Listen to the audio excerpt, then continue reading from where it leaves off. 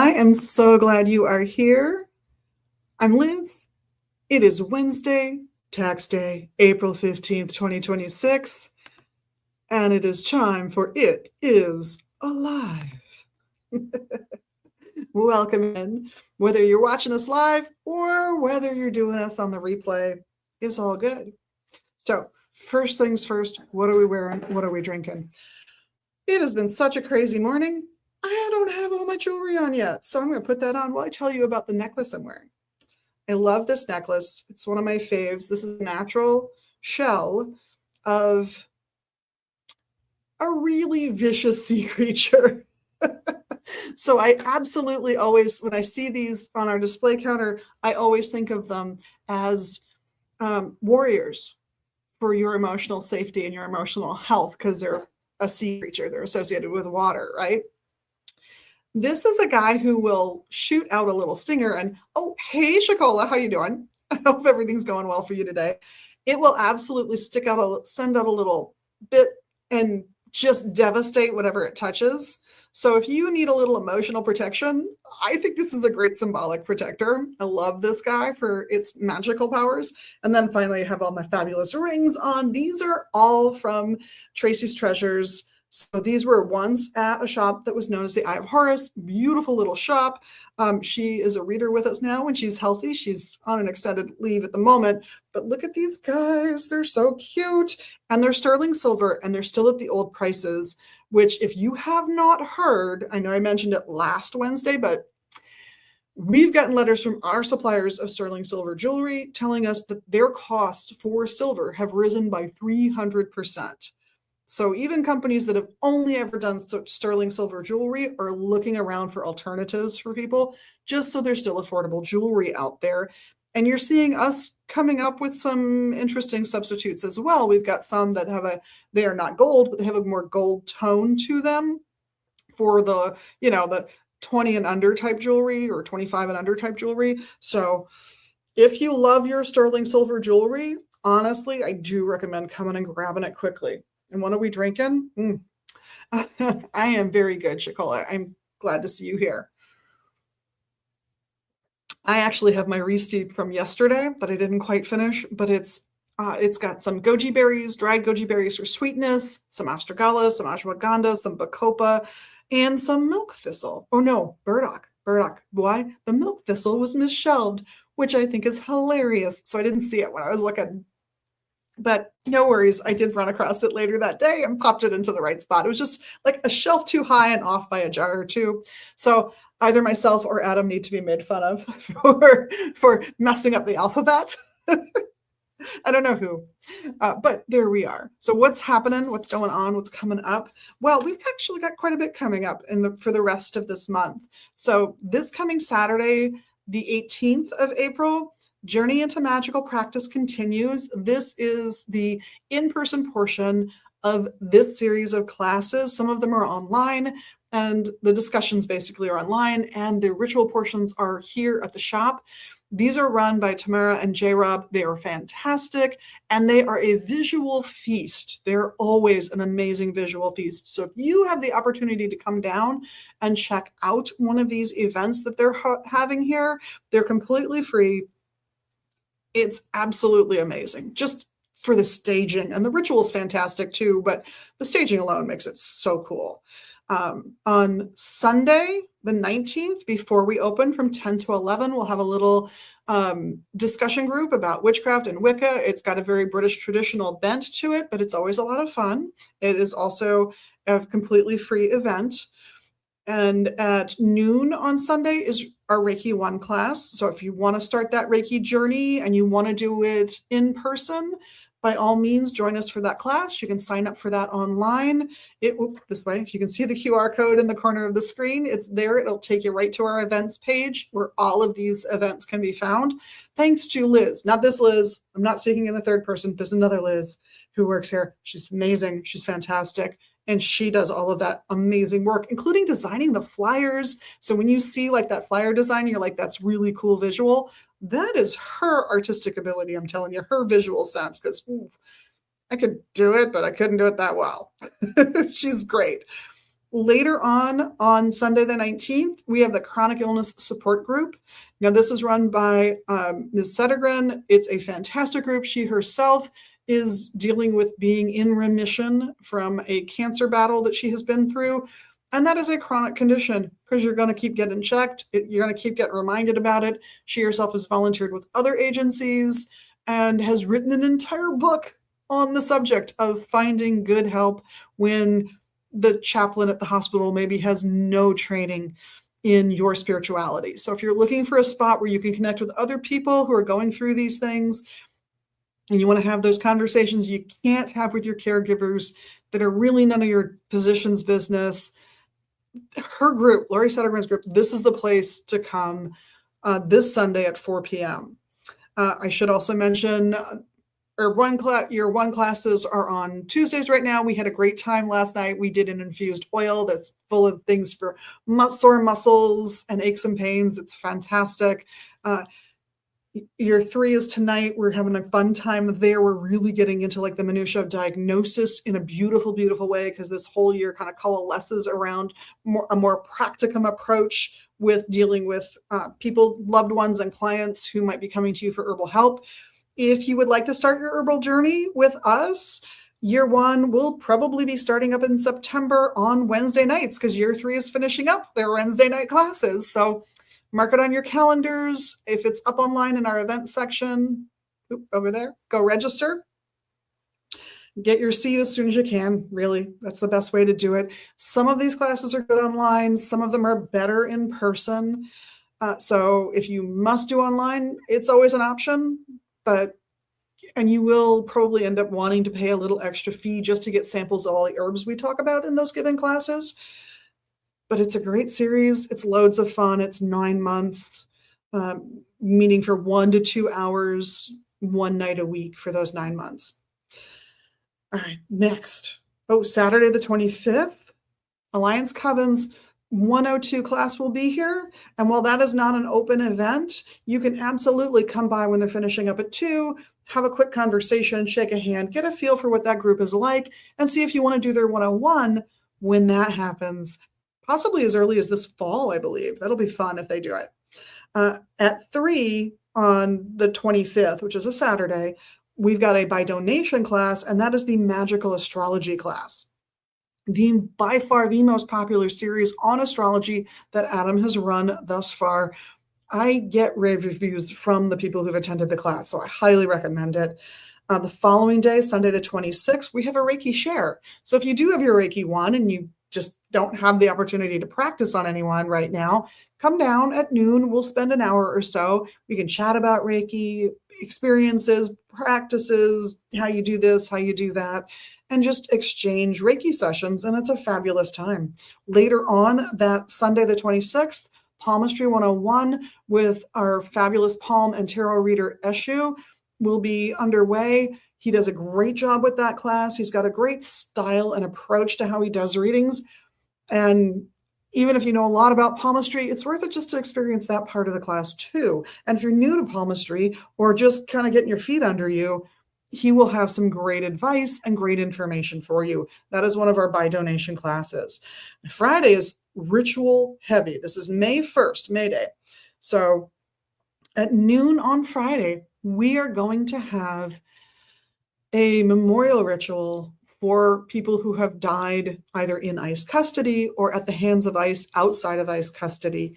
As of yesterday, that was 96 individuals over the course of the entire existence of ICE.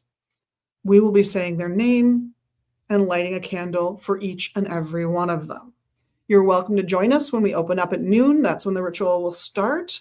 And that's the entirety of the ritual. This is not, it is literally just a name and a candle lighting and a name and a candle lighting until we get through the list. The candles will be left to burn until they burn out. We aren't including other info. I'm not telling you what country they came from. I'm not telling you how they died. I'm not telling you if the investigation on the death has been closed or pending or open.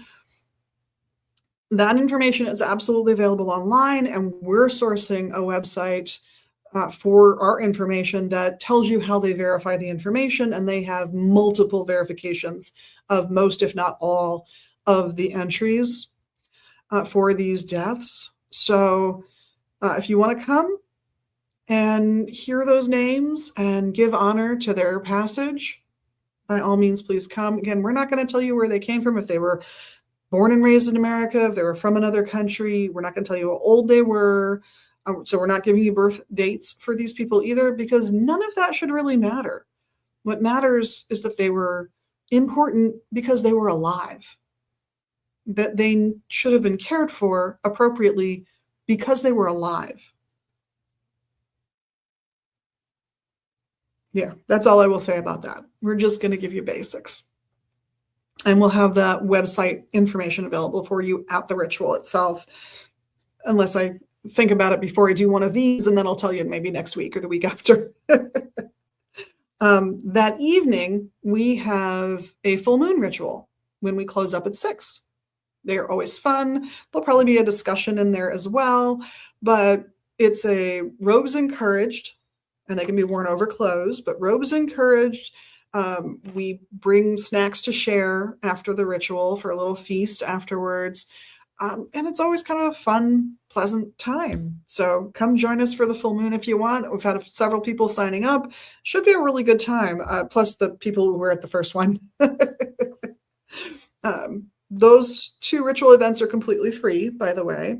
And on Saturday, the 2nd, we have at 3 p.m., Eshu is teaching his American Hoodoo and Folk Magic class. And he comes from New Orleans.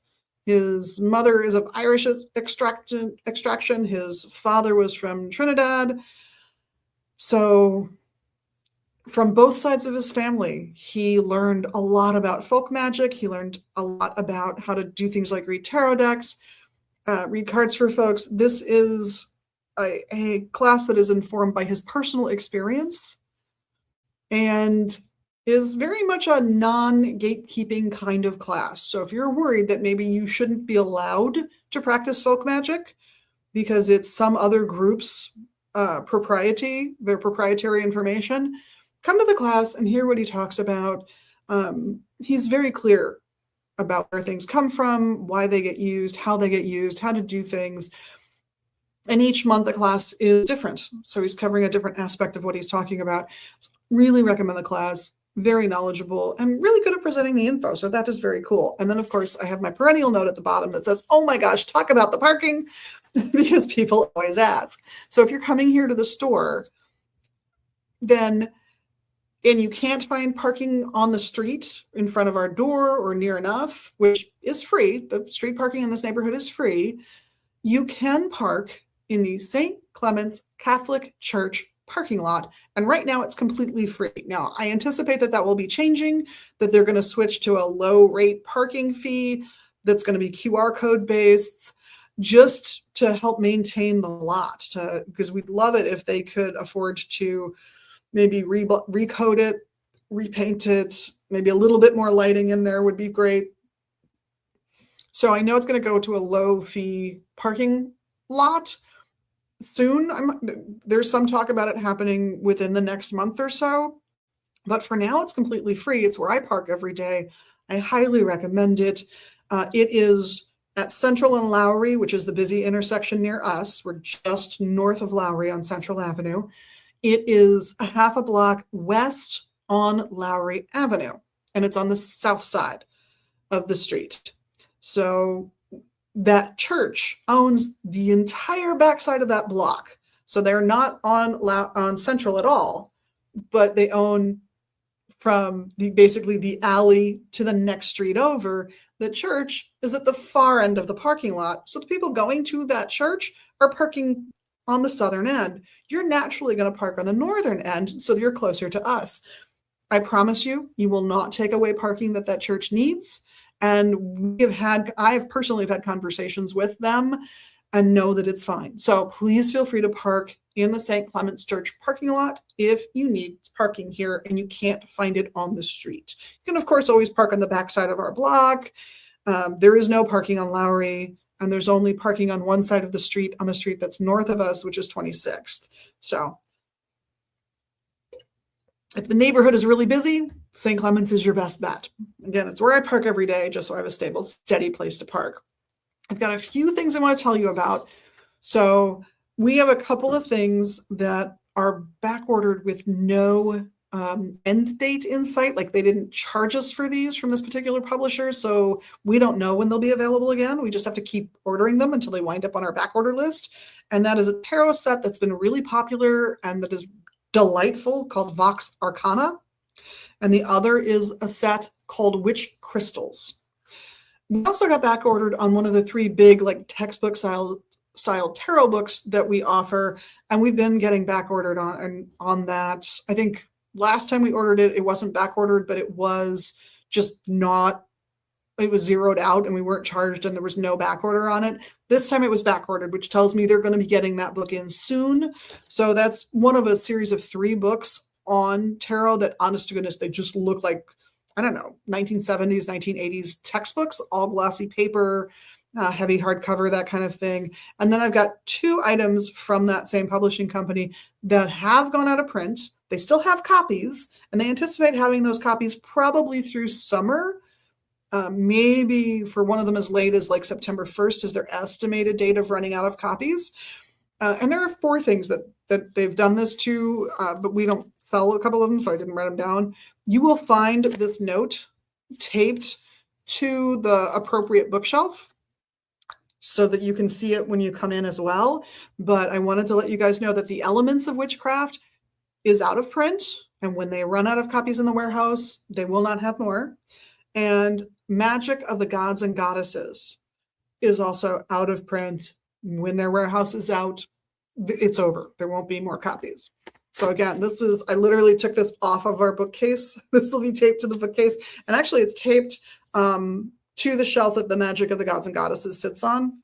So if you were interested in those books, if you were looking at them, I recommend coming and grabbing your copies or ordering your copies from us, because they're going to disappear sometime this summer probably.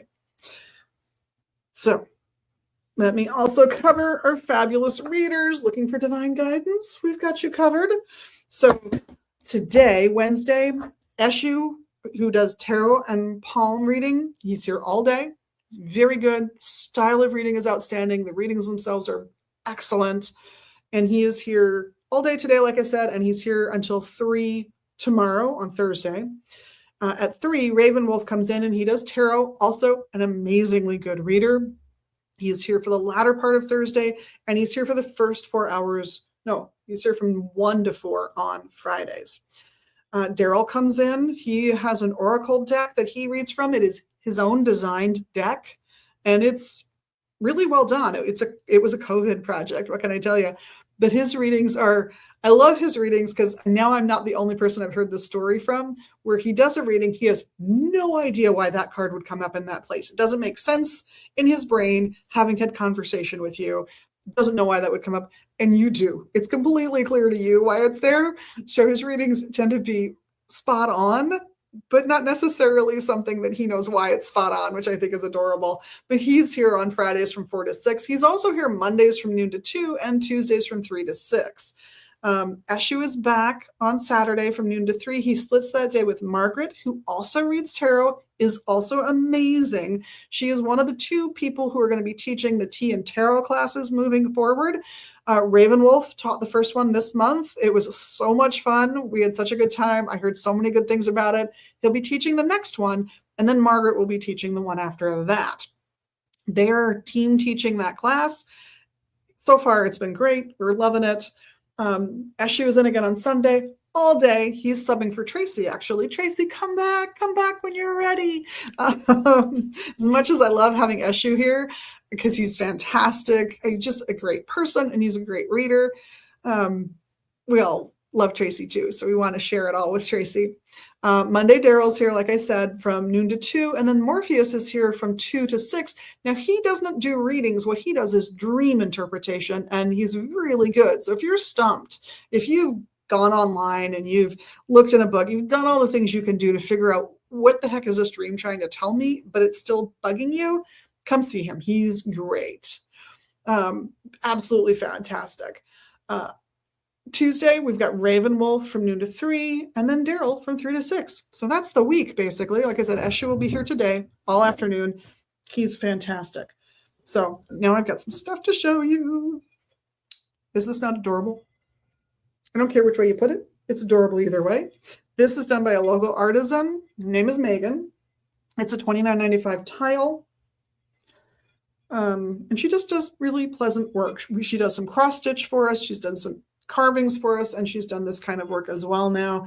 So $29.95, I think it's a good price for that little beauty. And I've got a few. Now, I do have new releases coming from one of our publishers that we work with, but they're going to come later today, so I can't show you yet, unfortunately. But I thought I'd show you some of the treasures from not our high-end used books this time, which is usually what I show you guys, but I wanted to show you because we've moved up our bargain basement books. They're almost all upstairs. Some of what's behind me are for sale from our bargain collection. Bargain books here are $6 and under, so they're usually $6 books. There might be some $5 ones. Occasionally we see something that's even cheaper, but it's usually $5 or $6. And then we have another set of used books that also come up here. And this is what's behind me is a mix of the two. So those are priced from $7 to $19. If it's 20 and up, it's gone online and it's in our basement. To see those, we do an event a couple times a year where you can come down and see what's available. And it's always kind of fun. People find treasures that they really, really want, or that bring back memories, or that complete collections they've been trying to complete. It's always fun when we open that up.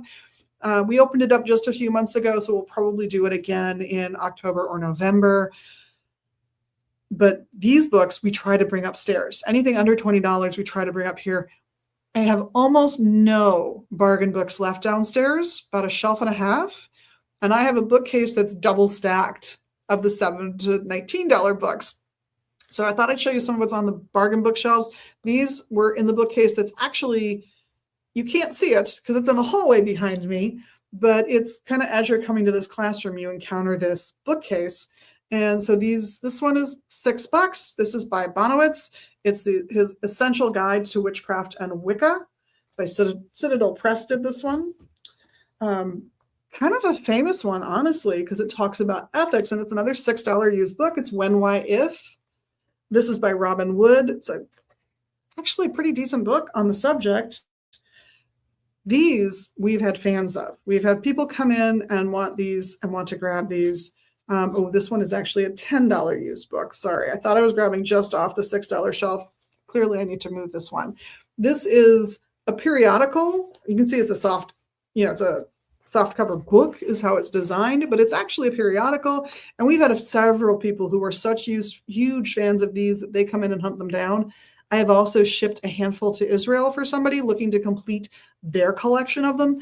These articles are thoughtful. I like this periodical. This is one of the few periodicals that I really enjoy and really like to look at. I am sure it's either out of print or online now, but these hard copies, like this is from the summer of 2005, they're still worth reading.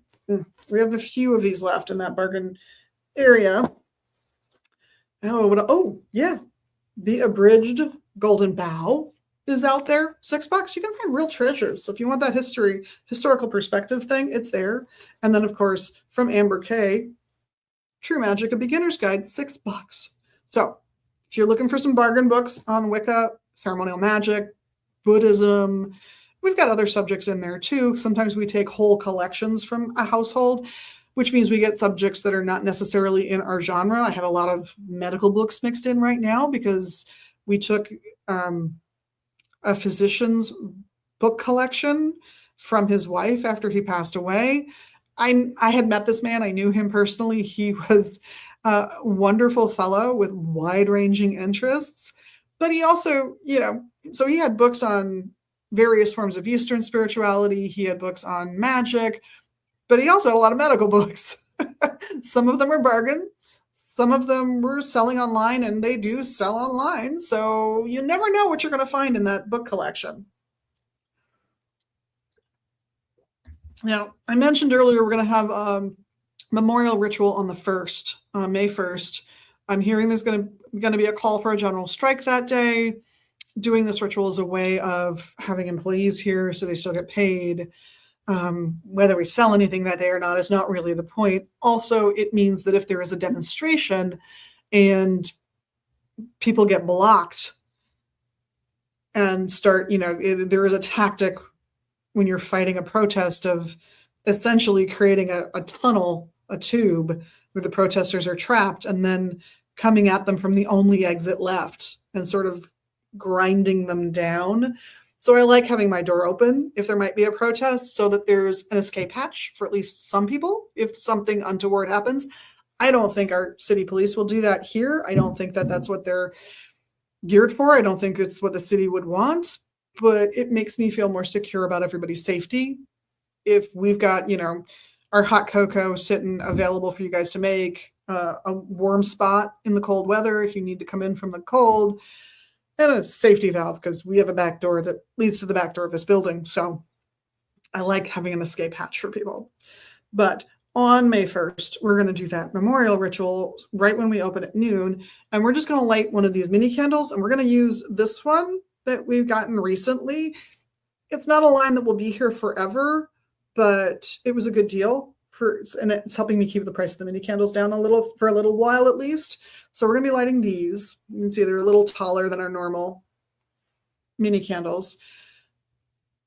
Good mini candle product. There is somebody on staff who has volunteered to haul in containers and sand that they own so we can just plop them all down in the sand as our candle holder. I was going to do them with tinfoil. Sand is better, I got to admit.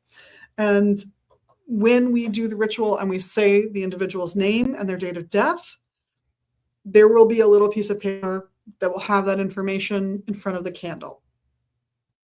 So as of yesterday, that was 98 names.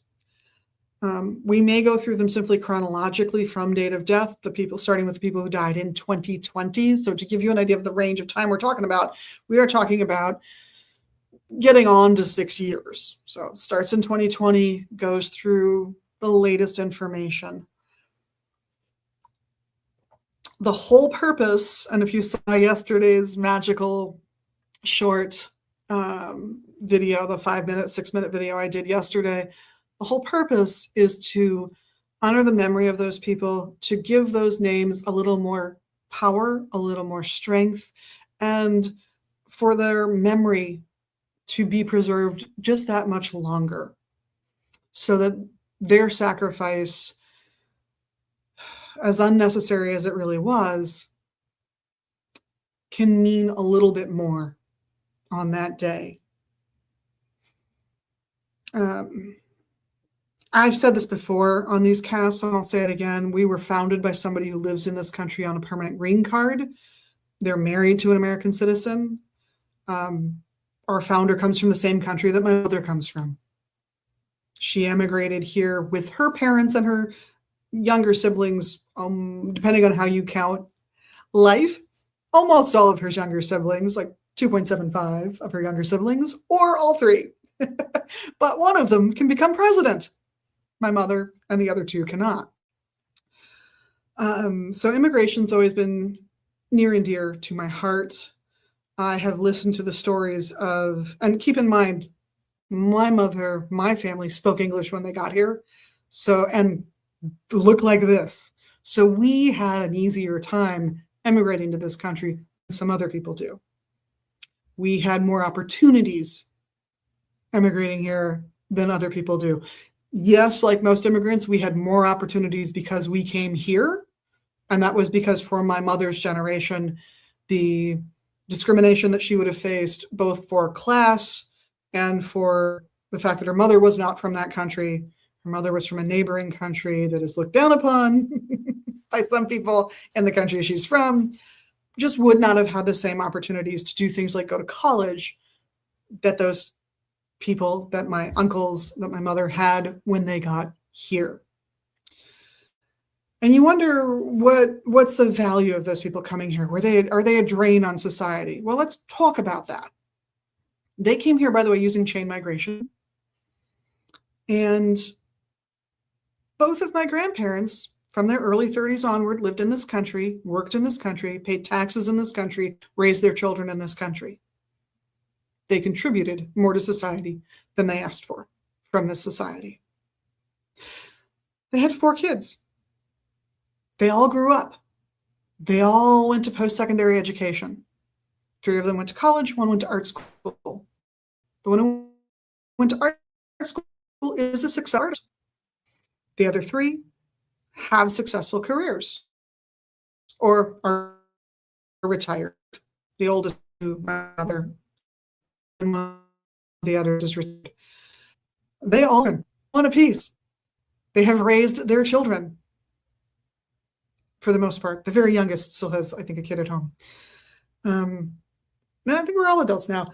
We have all become successful adults. Many of us, not all of us, but many of us have had children. Those children, some of them are now becoming adults. All because my grandmother and my grandfather chose to use chain migration to come to this country. All of us successful, all of us hold jobs, in some cases create jobs. All of us pay our taxes. All of us are law-abiding citizens. So those 2 people made a decision that added to the wealth and prosperity of this country many, many times over. That's the value of immigration. And yet, I heard those stories of how hard that first year was. And keep in mind, spoke English already. Looked like this. Well, to be fair, my grandmother in Brooklyn would be mistaken for Puerto Rican on occasion until she opened her mouth and that weird mix of 3 different accents came out and made it clear that she didn't speak Spanish and was not Puerto Rican. But we had opportunities that not every immigrant has. And yet that first year, my grandmother is known for having said that she would have, if she could have, tied her children to her back and swum home.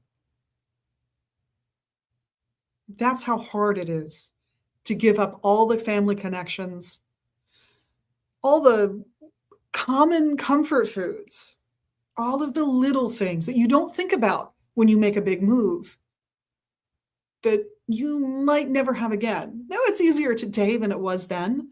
We have the internet, you can see people face to face, you can have those conversations, and it takes some of the pain of missing those people away better than the occasional incredibly expensive phone call or letter that they were faced with. But it's not the same as being there, and it will never be the same as being there. Even if what you left was horrible, you still found a way of finding comfort in those places. And there are still people that you will miss forever because you won't hug them again. Every immigrant who comes here makes a sacrifice to come here, even if they're leaving a horrible circumstance, even if their life is 1,000 times better here, and it sucks for the average American if they had to live the life of that immigrant. Every one of them has made sacrifices to be here. Every one of them deserves our respect, and certainly a minimal level of care. That you should die in custody because you had a toothache that went untreated and the infection went to your heart is ridiculous. And that's happened here. That you should be faced with a choice of being dumped in a country that you're unfamiliar with and potentially just being picked up and sent to their prison system, or being sent back to a country that you did come from where you are slated to die because there's an extra legal force or an illegal force in that country with enough power to do that, and they've made it clear that that's their goal with you. That's cruel. It's inhumane, and it's beneath the people of this country. So we're going to commemorate those people who made a sacrifice that should never have been made. A sacrifice that was driven by cruelty. A sacrifice that was driven by bigotry. Bigotry with the power of guns and government authority behind it. I hope this little ritual contributes to making a change in how we treat each other and how we treat the stranger? Do we need to be cautious and aware and make sure that somebody who's committed crime somewhere else doesn't come here to replicate their behaviors here? Yeah, absolutely. Is being here because you overstayed your visa something that makes you a criminal in that sense? Not at all. So let's honor those people on Friday. You can join us here at noon when we're doing the lighting, or if you prefer, you can come by later in the day and just see the display of those names with their candles or candle stubs, whatever the case may be, throughout the day. I'll be there, or my regular Friday crew will be there, and we've got a full moon ritual that night that will be participating in, so I'll be there for that too. I hope to see lots of people there, and we may also put it up online. So if you can't make it, maybe you can watch us live on Instagram or TikTok or somewhere. I don't know. We haven't planned that far yet. We have been faced with an amazing, difficult past few years. And I'm hoping that the sun is rising on a new day soon. In the meantime, keep fighting the good fight.